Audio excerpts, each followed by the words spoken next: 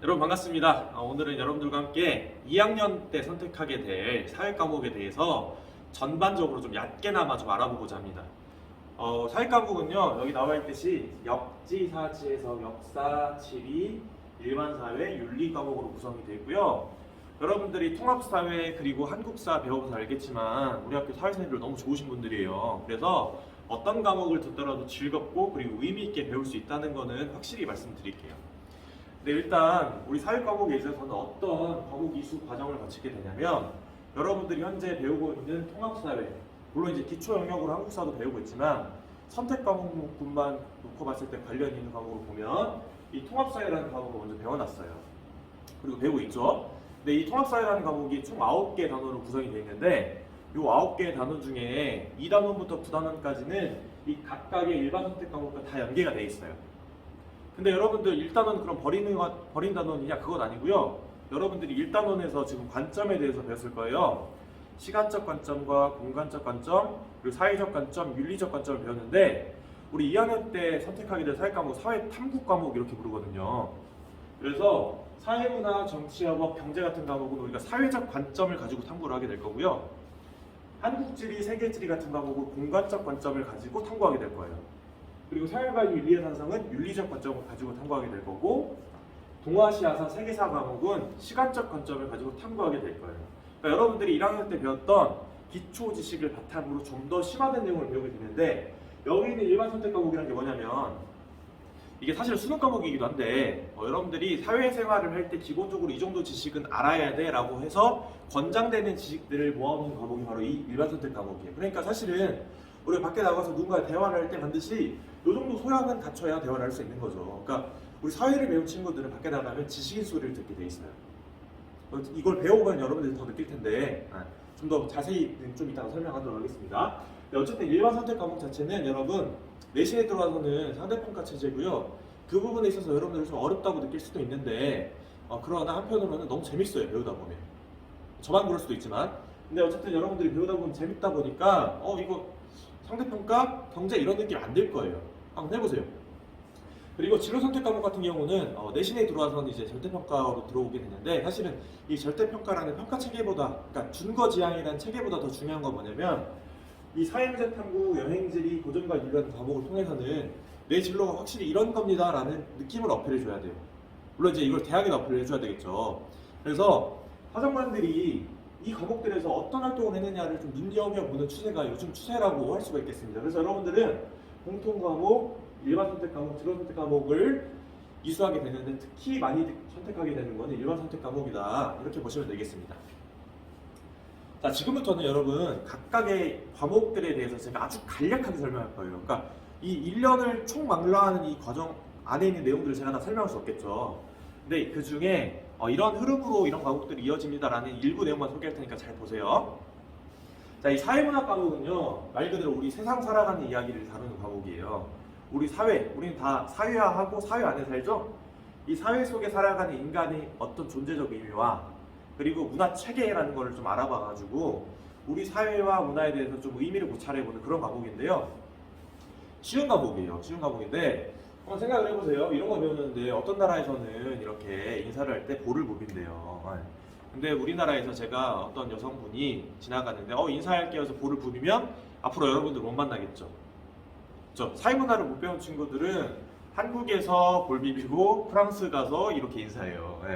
그러니까 제대로 배우는 게 정말 중요한 과목인데, 이런 문화체계를 좀 배우는 과목이고요.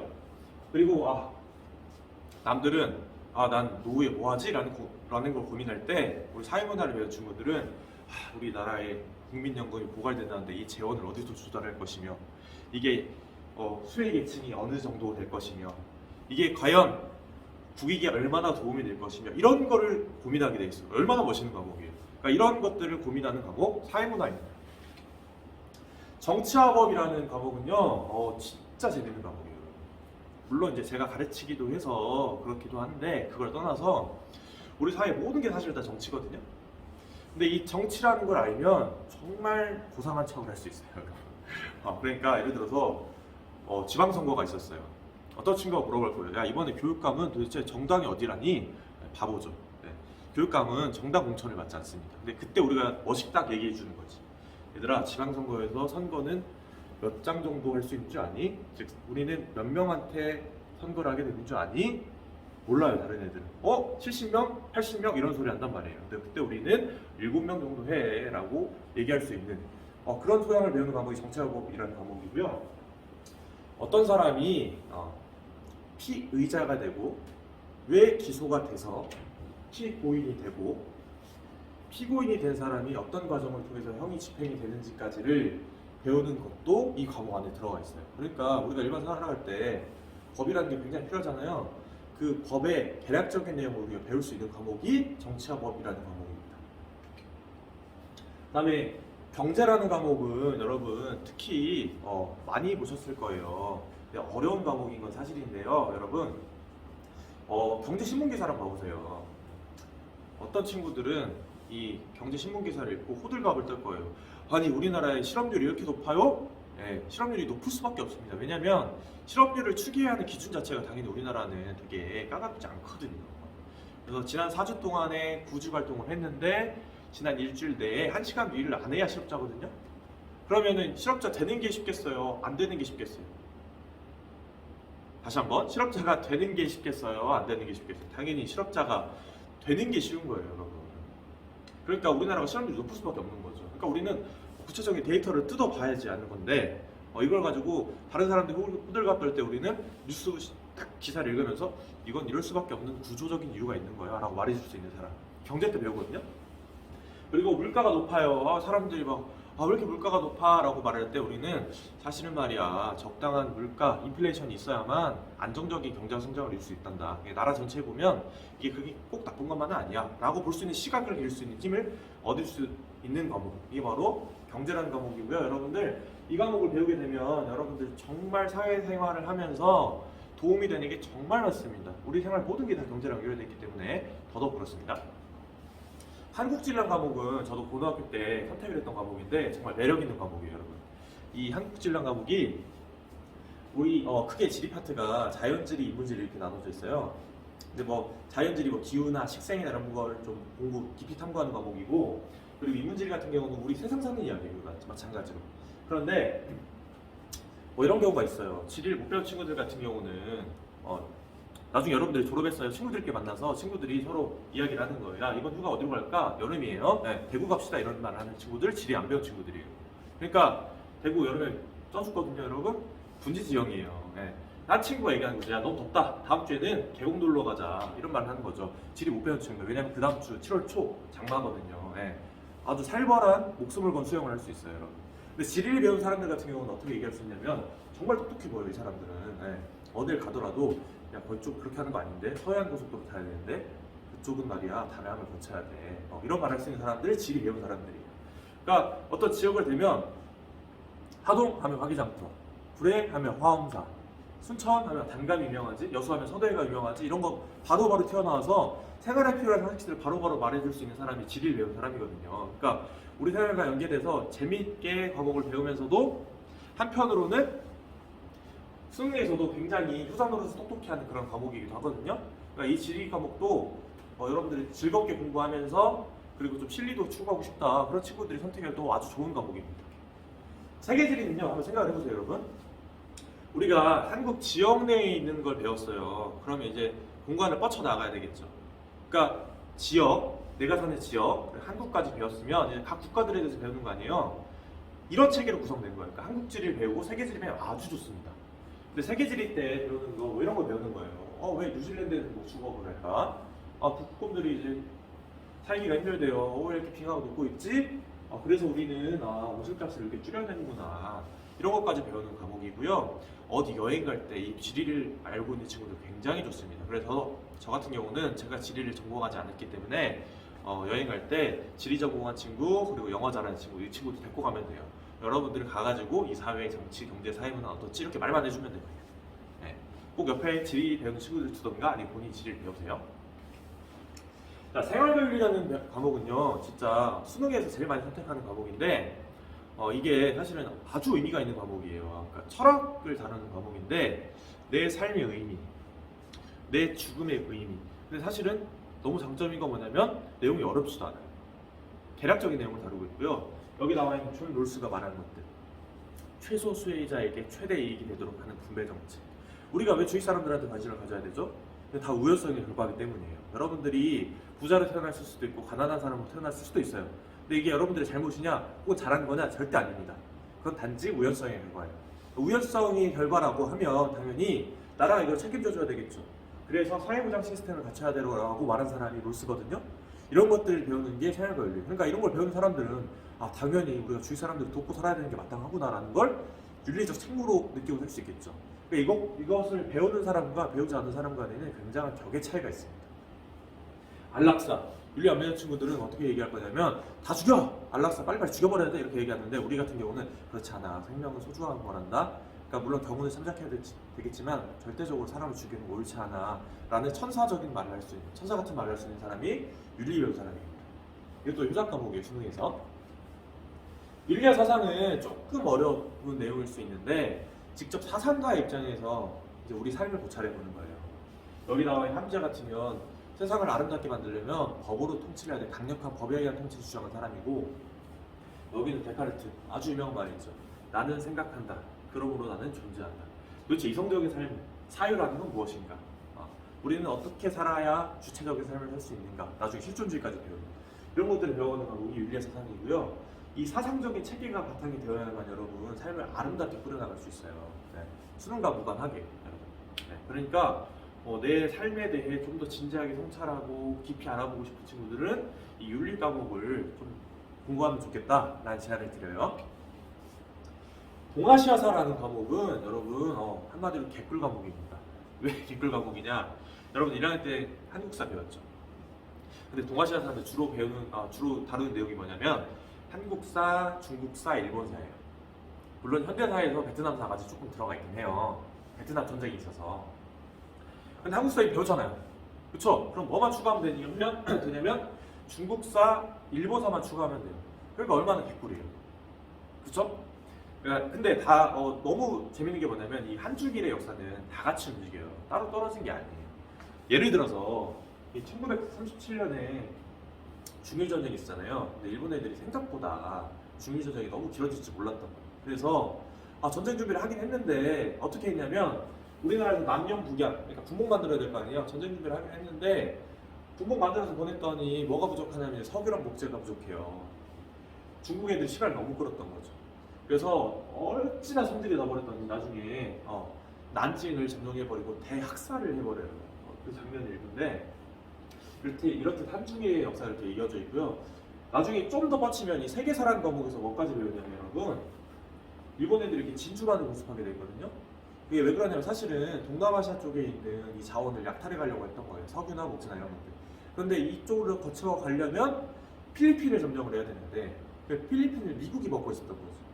그러니까 미국이 이 동남아를 점령하려는 일본을 견제하지 못하게 하려면 필리핀을 쳐야 되는데 그 필리핀을 치려면 그때 당시 기술력으로는 미국 본토에서 한 번에 못 오니까 중간에 내렸다가 다시 갈 수 있는 정거장이 필요했거든요. 그 정거장이 어디였냐면 진주만이에요. 그래서 일본인들이 진주만을 친 거거든요. 근데 우리 세계사를 못 배운 친구들은 이런 말 할 거예요. 진주만이래요. 우리나라 진주인가? 많이 들어가 있어. 한국진이 배워가지고. 많이 들어가 있지 어디 있지? 일본인들 우리나라 쳤구나. 이런 식으로 하는 친구들, 세계사 안 배운 친구들이에요. 세계사 배운 친구들은 일본인들 이런 이유에서 진주만을 칠 수밖에 없었구나. 걔들이 꼭 멍청한 선택만을 한 건 아니었구나. 이유가 있었구나. 나름대로. 이런 걸 배우는 게 세계사 과목이고요. 그래서 국제연합이란 게 이런 게 만들어졌구나. 결과적으로 세계는 다 연결됐구나. 이런 거 배우는 친구들 굉장히 똑똑해 보이겠죠. 이 과목도 굉장히 중요한 과목이고 저는 개인적으로 이 세계사란 과목이 한국사보다 오히려 필수 과목이 돼야 되지 않나 이렇게 생각을 해요. 그리고 여기까지 이제 1번 선택 과목이었고 진로 선택 과목인데 아까 말씀드린 대로 진로 선택 과목은 우리 진로 적합성을 보여줘야 돼요. 근데 사회문제 탐구는 어느 진로를 내가 전공을 하나 어떤 쪽으로 내가 진로를 모색하나 좋은 과목인데 그 이유가 뭐냐면 여기 있는 모든 내용이 다 여러분들의 진로와 연결될 수 있어요. 사회문제 탐구는 우리 사회에 문제 되는 것들을 내가 연구자가 돼서 탐구해보고 궁극적으로는 이에 대한 해결 방안을 제시하는 것까지 보고서로 다 완성하는 과목인데 예를 들어서 게임 과몰입이 왜 있는지 게임 중독이라는 게 왜 있는지 그리고 어떤 과정을 통해서 중독에 이르게 되는지 이걸 해결하려면 어떻게 해야 되는지 나름의 내 이론을 제시하는 거예요. 마찬가지로 학교폭력도 왜 일어나고 어떤 과정을 통해 이게 심화가 되는 것이며 이런 친구들은 도대체 어떤 부류의 친구들과 노니까 더 이게 더 점점 더 심해지는 것이며 그리고 이걸 해결하려면 어떻게 해야 될지 라는 것을 내 주체적인 생각을 가지고 이론으로 제시해가지고 해결 방안을 완성해내는 과목 이게 사회문제 탐구고요. 이거는 대학에서 세팅을 굉장히 주의 깊게 보는 과목 중에 하나다라고 보면 되겠습니다. 여행지리는 이름부터 여행이잖아요. 그러니까 이거 보완된 과목이 이게 보완됐을 당시부터 어떤 의도를 가지고 보완됐냐면 여러분들이 쉽게 배워라라는 의도를 가지고 보완이 된 거예요. 그러니까 이름이 딱딱하면 배우기 싫잖아요. 그러니까 말 그대로 내가 여행 가이드가 된다면 이런 지역 소개할 텐데 여기 선생님 가본 핀란드 헬싱키 대성당 우리 여행지리 안 배운 친구들은 이런 말 할 거예요.